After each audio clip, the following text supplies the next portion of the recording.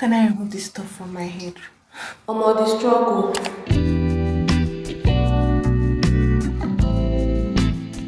Hi Sparkles, welcome and welcome back.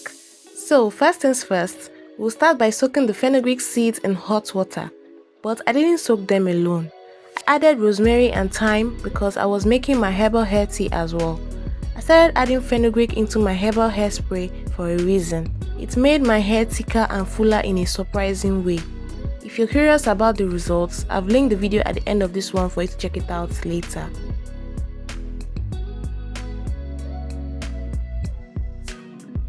Then after straining the tea, I transferred the herbs into the flax seeds.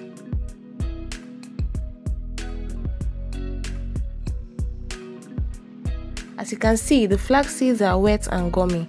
That's because I boiled them to make flaxseed gel for pre-poo treatment on my hair.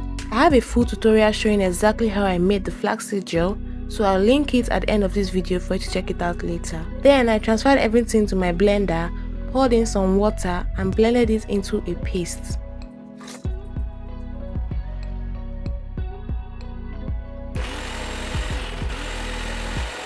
I strained it using my wig cap. You can use a cheesecloth if you like. I just love how the wig cap strains it so well for me.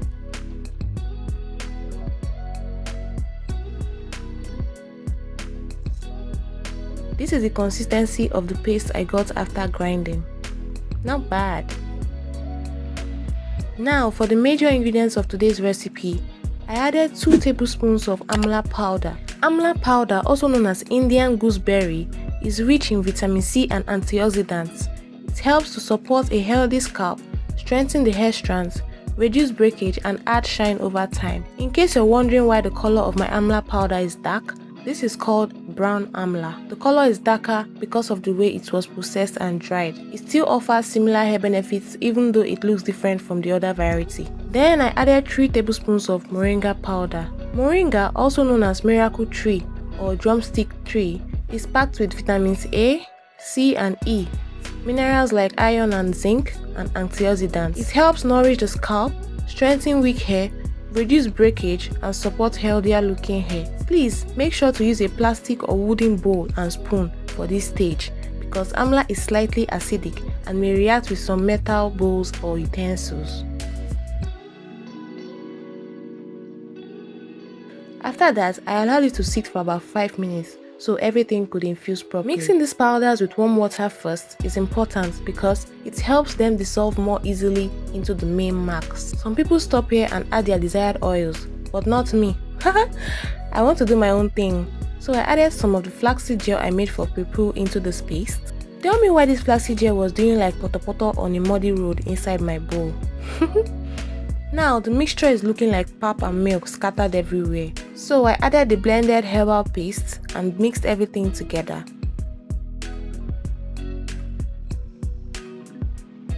This was where I fumbled. I ended up making a watery mask. I said let me add more moringa to thicken it. Or more, like I mentioned earlier, it was harder to mix powder this way. Anyways, it shall mix well still. It thickened small, but it was still not my desired consistency. But something just told me to leave it like this. Since this was my first time making it, I was also scared of how it would feel on my scalp, and my low porosity hair might not handle it well. Plus, I felt it would be much easier to rinse out with this texture.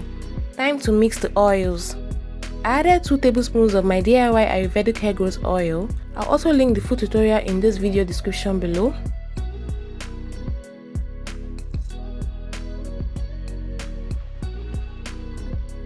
Then I added 1 tablespoon of the Nature Fuel 12-in-1 Miracle Oil.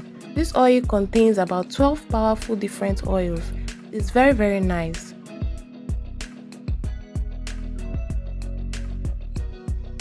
And finally, I added 1 tablespoon of this creamy substance. Guess what it is in the comment section. I want to know who knows DIY products down to the T. Yummy. Then I mixed everything together. Away. Now it's looking like stew.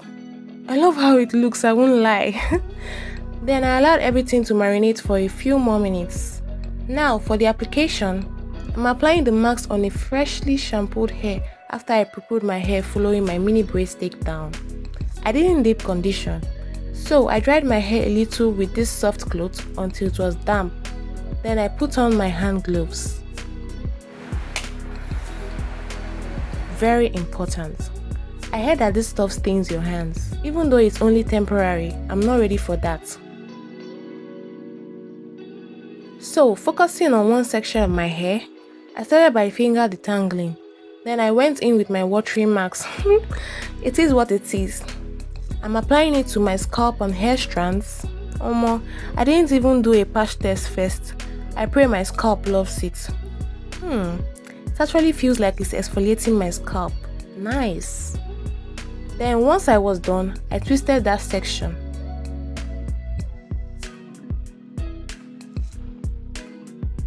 I repeated the same process all over my hair.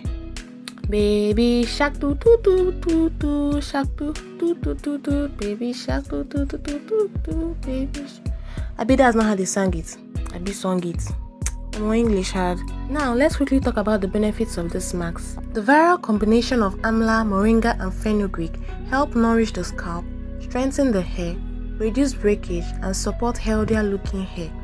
The rosemary and thyme help support a healthy scalp and promote healthier hair growth, while the flax seeds provide extra sleep and moisture. Just remember, consistency and a healthy hair routine are what make the biggest difference. So, how often should you use this mask? If you have low porosity hair like me, I recommend using this mask just once every 4 weeks because it's a strengthening mask. Low porosity hair doesn't usually need strengthening treatments too often since it holds onto products longer, and too much protein or strengthening can leave the hair feeling stiff or overloaded. If you have medium porosity hair, you can use it once every 2 to 3 weeks since medium porosity hair usually has a good balance between absorbing and retaining moisture. If you have high porosity hair, once every 1 to 2 weeks may work well because high porosity hair loses moisture more quickly and often benefits from regular strengthening treatments. So, when should you expect results? After 1 to 2 weeks, you may notice softer hair and better coil definition. By 4 to 8 weeks, you may see less breakage and healthier looking hair. Around 12 weeks, you may notice fuller looking hair from improved length retention. Just remember, everyone's hair is different, so your results may vary. Alright, I'm done with my entire head. This step stressed me a lot, I won't lie. So I'm taking the gloves off now.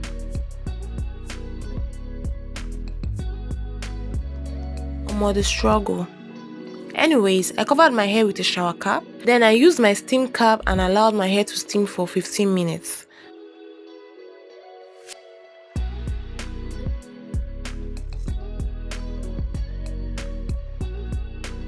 Once the time was up, I left the cap on for a few extra minutes to let my hair cool down.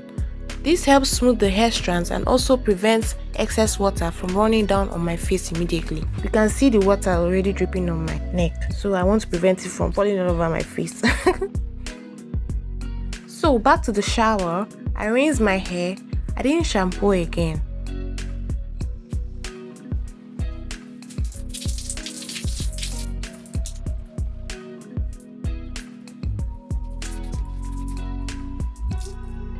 The herbs were still hard to come out. That aside, look at the single curls popping. I love that my hair's true nature came out. It could be because of the steam cap, the mask, or both of them. I just loved how my coils popped. Now, back to the main issue. How can I remove this stuff from my head? I went back in to rinse it one last time. Then I conditioned my hair with this instant conditioner. My hair already feels soft, so a quick dose of extra moisture isn't a bad idea. No need for deep conditioning. If you want a detailed review of this conditioner and the shampoo I used earlier, check out this video on my channel. I talked about whether they are suitable for different hair porosities and so much more. So check if it's good for your hair as well. I left this conditioner on for 3 minutes, just as instructed on the back of the bottle. Then I rinsed it off, this time without the gloves.